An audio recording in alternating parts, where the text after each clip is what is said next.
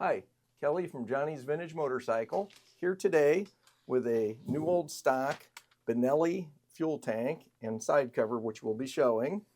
This is, we believe, for a 1967 Cobra 125.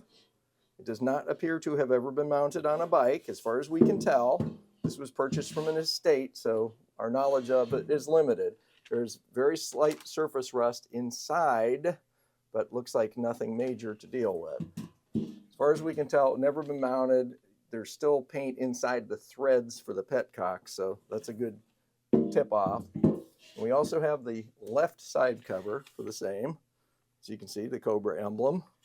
There is some tape residue on this.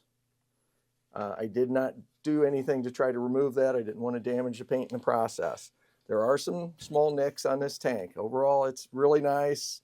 Would present well for a well-preserved bike or whatever you would like to do with it. We know it's for a two-stroke because it's got the 5% oil to fuel mixture label on it. Thanks for watching.